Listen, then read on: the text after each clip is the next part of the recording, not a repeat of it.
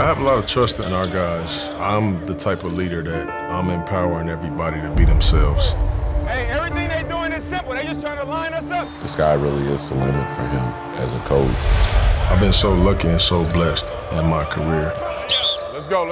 I've always just believed that people only remember how you make them feel. Of course, I love basketball. Of course, I want to win. But life is bigger than that. We have to do it together.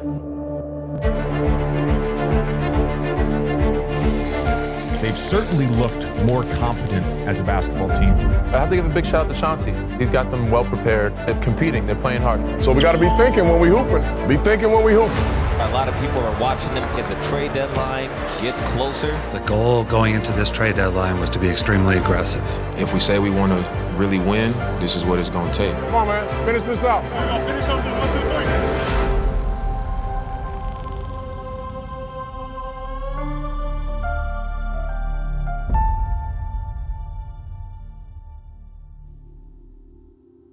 So we had a tough week here with Blazers broadcasting, the whole organization really, with the passing of John Curry and Bill Schonely, the mayor of Rip City. John Curry was our camera 4 in games. He had worked for the Blazers for nearly 4 decades, which is just wild to me. He was a fixture. Everyone knew Curry, everyone. All the things you could ask for in a friend, in a human being that you spent a lot of time with, just always on the go. He was so dedicated to the job and doing it well. My whole career coming into the locker room, just seeing him holding his camera, the support that he showed me, he was always wearing my shoes. He knew I was a big fan of boxing, so was always, wanting me to face off with his camera. Usually my back and forth with Curry was, man, you just took a mammoth shot, dude. How you feeling? And Curry would lean back, that big smile of his. The guy was fearless down there, and he meant so much to everybody. You talk about backbone of an organization or a team. He certainly was one of those guys. It was a labor of love for John Curry. There's no question about that. John Curry down there, trying to avoid the contact. Yeah, he got crushed there. He was the bright face you saw every time you walked into Moda Center. There was a level of consistency and just his steady presence. I hope when he sees this episode from up above, he is happy with the way it turned out. But he's just one of those bright faces that I'll just miss seeing in the arena. Schonely, how do you sum up the breadth of his career with the Blazers? There's something really special about being an original voice of an organization that just ripples through time. And Sean certainly did it. Follow the team, and you follow it on radio. That always means Bill Schonely. But I really enjoyed getting to know him because he had so many wonderful stories. He's such a great representation of this organization. And I love hearing other people's stories and their childhood growing up listening to the Shawns. I mean, it gives me chills. Over to the near side to Patchen from 15. Patchen gets his first 2. He had a career high of 33 the other night. His words, his phrases that we still use to this day, obviously, Rip City. On that scoreboard, and it should be. To me, it started with the great voice, a really good play-by-play guy on radio. You can listen to him without him giving you any particulars to the game, and you can just tell by the tone of his voice, how's the club doing, And you can see what's going on out on the floor by just listening to his words and his command of language. And that's what Sean's meant to me.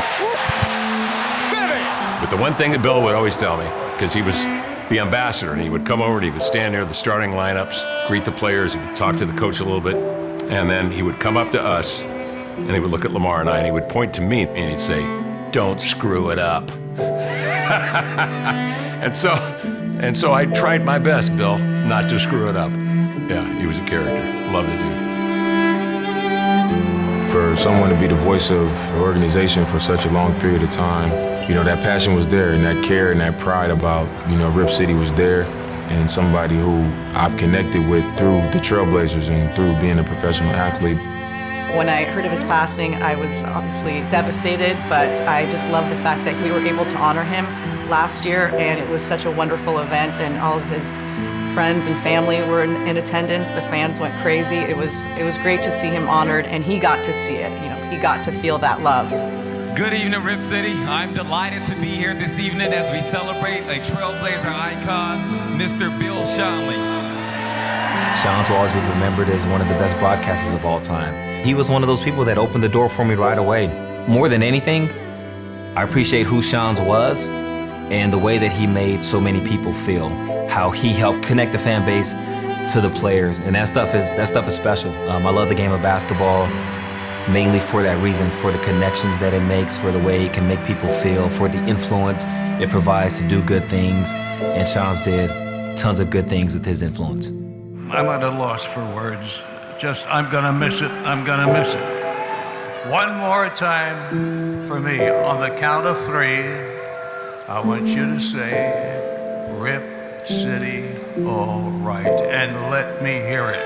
1, 2, 3, go. Fans, one more time, let's hear it for the mayor of Rip City, Bill Schonely.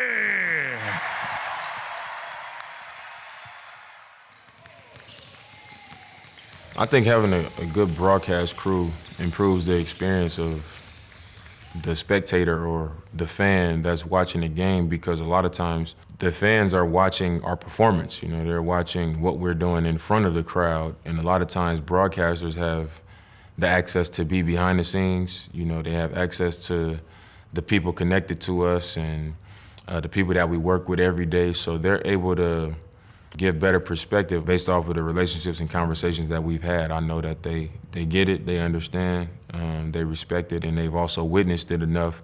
It helps promote the game, it helps promote us as players, you know, who we are as athletes, and not just people that score points and, you know, get assists or whatever. You know, they're able to see us for who we are and learn more about us without it just being based on, you know, what we do on the floor. Our broadcast team, the way that we interact is truly unique but very genuine, and everyone has a different personality, but they all just work really well together. It's always about operating as a unit, operating as a team, and making sure that whatever we do individually comes together as a unit to best serve the viewers, the fans of Trailblazer basketball. We're one of the better broadcasts in the NBA. I would grant you that. And I think it's because we have fun and we enjoy one another. And the understanding, I think, of chemistry and sharing. And I think we definitely have that. We can't have that, Kevin. Substitute teacher. Yeah, exactly. With Kevin, he's a pro's pro. I mean, I still pinch myself that I'm working with the Kevin Calabro. I grew up watching and listening to him, and now I get to call him a part of our team, which is still wild. He came into our broadcast as the Hall of Fame broadcaster already, and he has brought us along with him, so really appreciate him for that. You would think after all this time I could accurately describe Kevin, but I can't, because the guy is as unique as it gets. There's times I catch myself just listening to some of the things he says, like, how did you think of that? Nods at Dame, gives him a screen, opens him up for another 3. Got it! Damian Lillard off that big old caboose of Nurk. Is that the first thing that really came to your mind? And it is. Oh, call the fire department. Simons is right there, baby. 911, bingo. He's the only one that can deliver things the way that he does, how he does it. It's really special. Here comes Simons to the baseline. Outside to Nas, gathered it in, and puts it down to beat the buzzer. Well, Lamar had all those attributes that you want from an analyst. Great understanding of the game, compassion for the players, and can guide the viewer and the listener along in terms of the story of the game. Lamar, he's perfect to be in the booth with Kevin because he's so smart. His knowledge of the game, it can help someone that doesn't know much about basketball, and then those who know the game well know that Lamar knows what he's talking about. That's how you use the way Dame is being defended against the Jazz. Good find. And Kev, the Blazers not depending on just Dame's offense.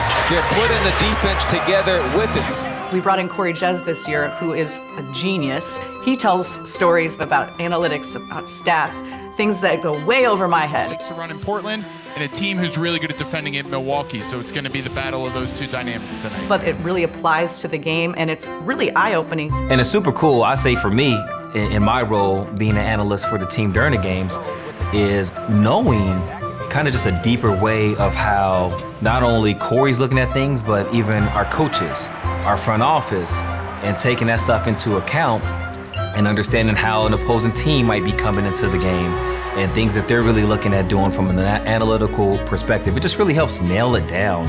I'm not an analytics guy. I'm not a guy that can follow those types of concepts on the fly during a broadcast because my mind is kind of elsewhere on things that I need to get done and communicate to our listeners. But Lamar takes all that in, obviously, and he's able to process that much quicker than I am. And then he and Corey can have a great discussion, and then boom, we're back to play-by-play, and then bam, we're over to Brooke for a sideline deal. And then you got me, kind of the wild card, which you never know what you're going to get with me, but I just try to keep it real and just be who I am, and kind of a quirky third wheel to Kevin and Lamar, but it all seems to work so very well. Oh, that's what I like to hear. Oh, Nas, I appreciate you. In Brooke Olzendam, you have the consummate professional reporter who really wants to get some good stories, is highly involved with the players on a day-to-day basis and practice shoot-arounds, off the court, so forth. She's that kind of gal. She loves people. You can see that. It goes through the lens. You can't fake that. You got to have that. It's a presence that she has. It's an aura. And it does a great job of communicating that to the average fan out there. And just really reaches through that camera and gives you a hug. She's the spirit of the broadcast. She is everything Grip City embodies. She loves this team. She loves this organization. It just really helps that we really like each other and we have fun with what we're doing. We're passionate about it. Goodness gracious, Damian Lillard, 60 points, 50 in just 3 quarters. What does having a performance like the one you had tonight feel like? The 60-point game this year against the Jazz, it was just in the middle of a struggle for our team. In the middle of that stretch of us just losing a lot of games. It felt like a situation where people was waiting for us to make an excuse or waiting for us to fold or to break or whatever you want to call it. And I feel like those are the times where I thrive. Immediately goes right to the rack, reverses one up in here. Ridiculous, what a play.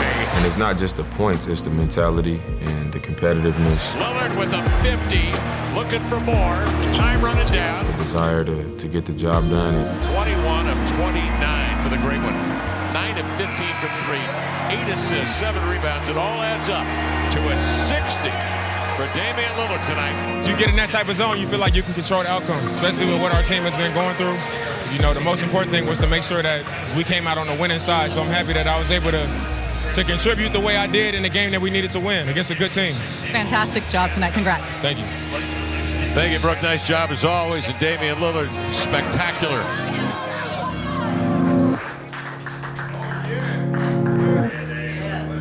This was 2 reasons. 1, 60, you had that before you didn't want your career high tonight. You tried to get it for you. And then moved into 6th all-time shooting threes. So congratulations.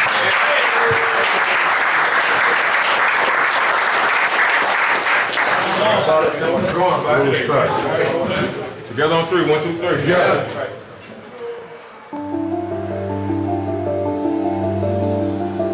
When we say it's like a family, you might think, oh, okay. But it truly is. Not only because we just generally like each other very much and get along swimmingly, but we spend so much time together, of course, on the road, and that's when you really need to lean on people and support each other, because those road trips can be quite long and you're away from your family, and you really just become a unit.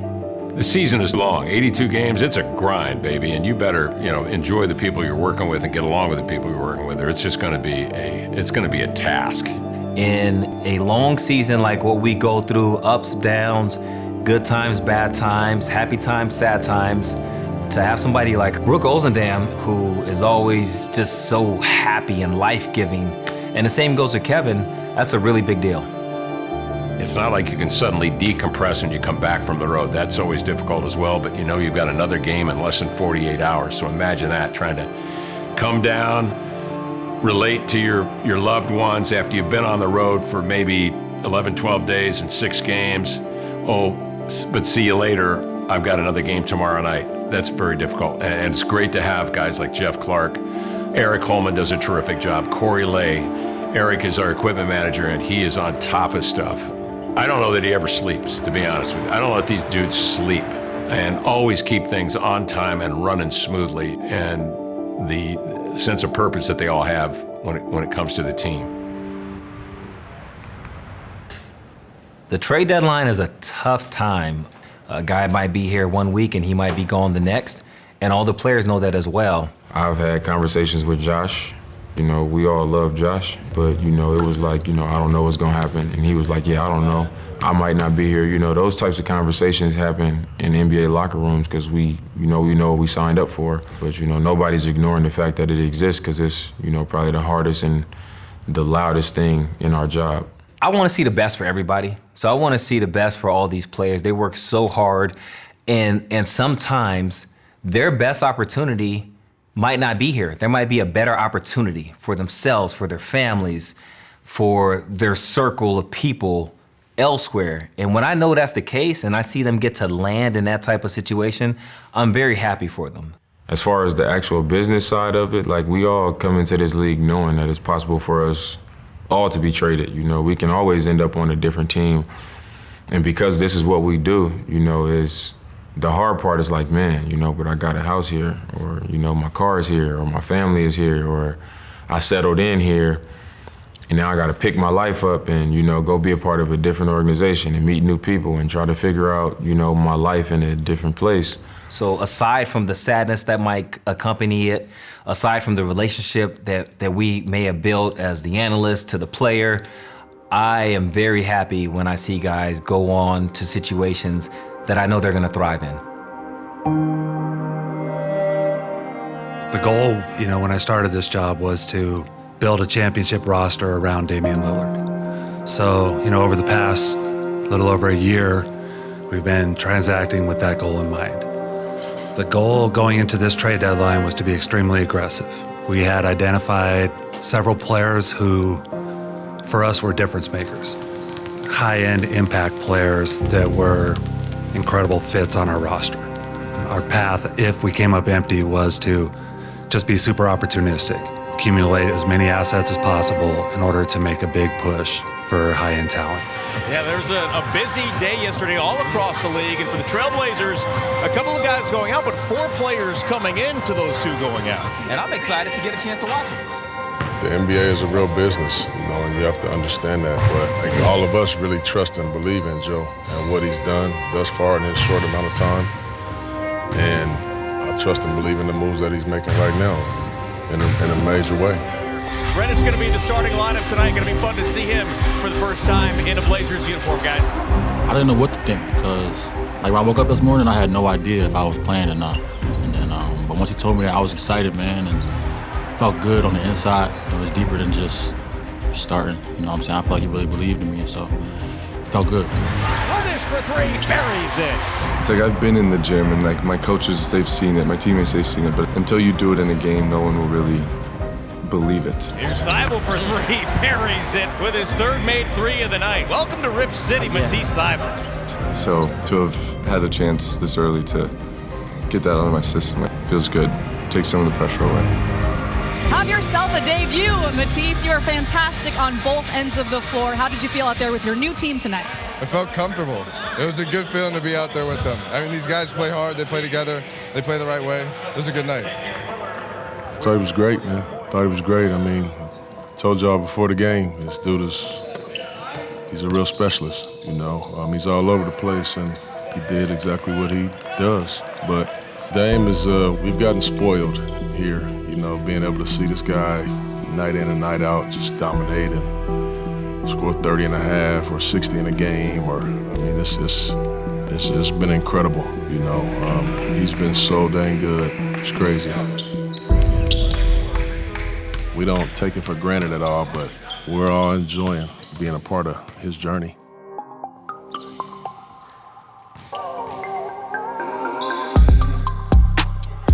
You know, it's hard to have success and to, you know, get big contracts and be acknowledged as all these things and win games and, you know, play in the playoffs. And after you reap the benefits of it, to continue to do it. Averaging 42 points a game, 8 assists, shooting north of 40% from 3 in the last 5. More importantly, the Blazers winning 4 of the last 5. Damian Lillard, MVP candidate. Talk about a guy who's been getting it done. Drifting and hitting a 3. What a shot from Lillard. 42, 10 assists, 8 rebounds. Dame is going to be the story, and he should be, because he's been as good as anybody in the league throughout the last month. And oh, by the way, named to his 7th All-Star unit. Congratulations to the letter O. Well deserved. Me, I think it just represents being somebody that's consistent, being somebody that is continuing to get better, and somebody who's been able to sustain an extremely high level of play over an extended period of time. So to me, it's a sign of me being disciplined in that way. Lobs it up top there, Sharp with a 2-hand jam. Dame giving the people what they want. Damian Lillard with his 2nd career triple-double. Dame outside, drills a 3. What is that, 2 strides? Past midcourt. Dame from deep, yes sir! Dame from way downtown. Dame has passed Scottie Pippen for 64th on the NBA's all-time scoring list. The route that I've come into becoming a perennial All-Star is something that I take a lot of pride in.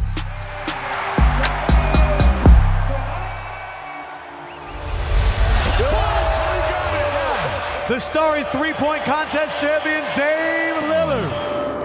It's Dame time. Give it up for Damian Lillard. Lillard for the win. There you go. That's the guy you want. Taking the shot to win it. The relationship with players is really first and foremost. You know, we've got a good working relationship. Inside, Eubanks goes up over Ingles with a right-hand jam.